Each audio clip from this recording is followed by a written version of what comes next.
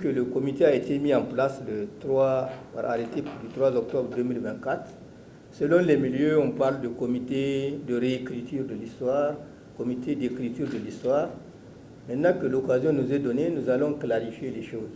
Le texte ou l'arrêté parle bien d'un comité ad hoc chargé de l'écriture de l'histoire du Niger. L'écriture d'une histoire du Niger, c'est différent de la réécriture de l'histoire du Niger. Parce que la question de la réécriture, c'est vrai, on ne peut pas balayer ça d'un revers de main, mais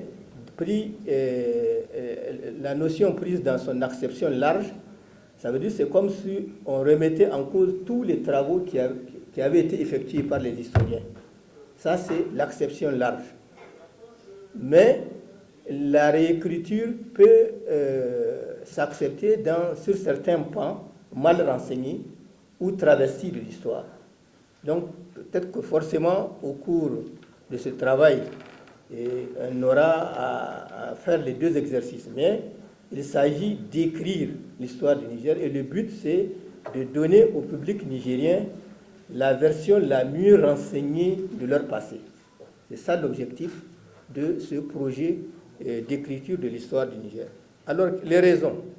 Vous savez qu'on l'a suffisamment dit tout à l'heure, le peuple a besoin de connaître son histoire, son passé.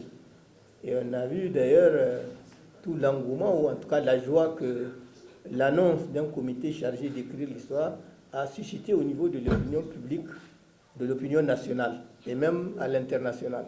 Ça veut dire que les gens ont soif de connaître la vraie histoire, surtout que cette histoire, la vraie, bon, je dis vraie, mais de manière relative, parce que la vérité historique, elle est relative. La vérité absolue relève du divin. Donc leur histoire, en tout cas celle qui reflète le mieux leur passé, qui leur permet de se réapproprier leurs valeurs culturelles, sociétales, pour se frayer donc la voie indiquée pour leur développement. Alors le but, donc, faire connaître le passé, et quand on a une bonne connaissance de son passé, ça permet aussi de mieux comprendre son présent, de bien comprendre ce présent et mieux préparer son avenir. Donc voilà un peu les motivations. Il est vrai, une histoire générale du Niger, ce n'est pas le vide absolu. Sur ce plan, il y a des travaux qui ont été effectués, certains très anciens qui sont dépassés, mais souvent c'est des travaux à titre individuel, en dehors de l'état de connaissance qui a été fait à l'occasion du premier colloque des historiens, je crois que c'est en 2000. Les autres travaux, c'était des efforts à titre personnel. Donc, il y a un existant, mais ces travaux antérieurs aujourd'hui sont quelque peu dépassés, et certains mêmes espaces ou certaines régions du pays n'ont jamais été touchées par les recherches. Et même les régions qui ont été touchées, certaines l'ont été insuffisamment. Donc il y a un travail à faire. Donner aux Nigériens la version la mieux documentée et la mieux renseignée de leur passé. C'est à cela que ce comité va s'atteler. Informer donc sur le patrimoine historique en général, surtout la jeunesse. C'est très important. Tout à l'heure, le Premier ministre a un peu parlé de cela, l'importance pour une jeunesse qui est éclairée par rapport à son passé. Alors, la nature de ce travail, naturellement, ceux qui sont appelés à écrire, ce sont des historiens. Donc, le souci va être surtout un travail de haute qualité scientifique, c'est-à-dire élaboré selon les normes de l'écriture de l'histoire. Parce que l'histoire, beaucoup pensent qu'il y en a qui disent, mais jusqu'ici, ce travail n'est pas achevé, mais écrire l'histoire, c'est différent d'écrire un roman. Parce que l'histoire, il y a une méthodologie, il y a une démarche, collecter des données, les confronter, les analyser, les critiquer.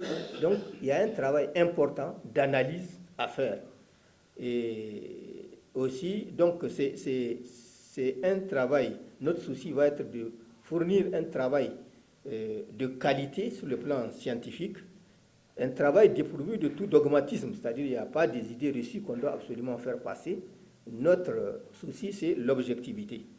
Un travail qui, donc, à partir d'un regard intérieur, puisque tous les membres de ce comité sont des historiens nigériens, donc c'est un travail qui doit renseigner sur les relations entre les populations, leur origine, leur déplacement, leur civilisation, leur organisation socio-politique, leurs institutions, leur économie, leur patrimoine culturel, croyances et religions. Toutes ces thématiques vont être abordées.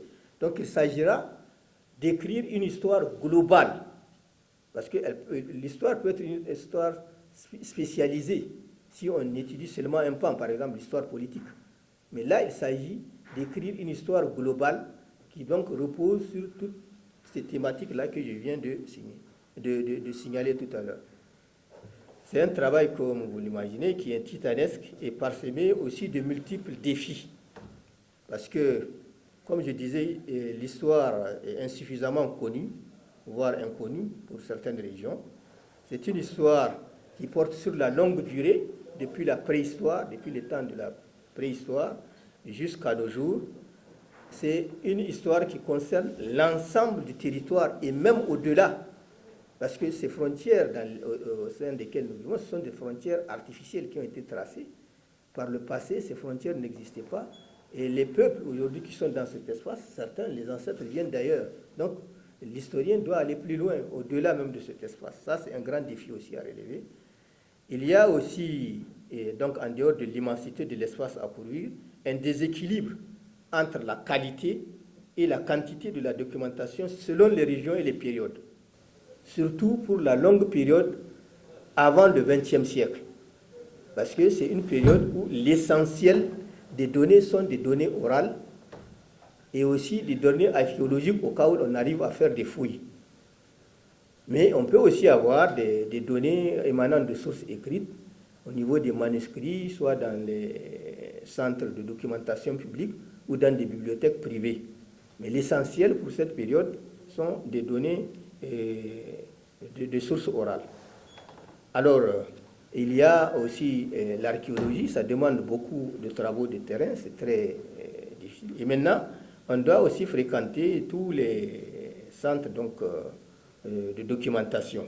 Et là, en ce qui concerne donc l'approche d'une manière générale, il suffit de partir de l'état des connaissances que j'évoquais tout à l'heure, de faire une revue critique de l'existant pour voir quels sont les thèmes développés, quels sont les thèmes qui n'ont pas du tout été développés, et à partir de là, d'élaborer le travail de collecte des données. Cela va nous amener au niveau des centres d'archives, des bibliothèques publiques et privées, et surtout des enquêtes de terrain, comme je le disais. Le but, donc, c'est de réunir des données supplémentaires sur les périodes et les thèmes et les zones les moins couvertes au niveau du pays. Recueillir le maximum de données fiables en combinant approches qualitatives, quantitatives, et enquêtes intensives, extensives. Et donc, c'est un travail très, très important d'investigation qui va être mené, qui a un coût très important. Je pense que c'est même ça, surtout vraiment le corps même du travail. Si on veut dépasser l'existant, il faut forcément aller chercher des données nouvelles.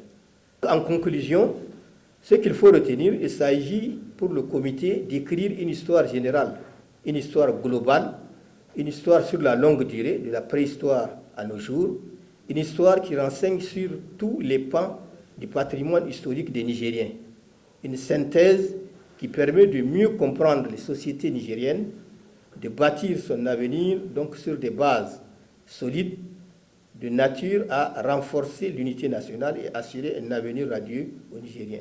Cette synthèse, bien sûr, va servir de base à des travaux de recherche futurs, mais surtout aussi à la confection de nouveaux manuels scolaires, parce que malheureusement, et je veux conclure par là, notre histoire est pratiquement absente dans nos établissements.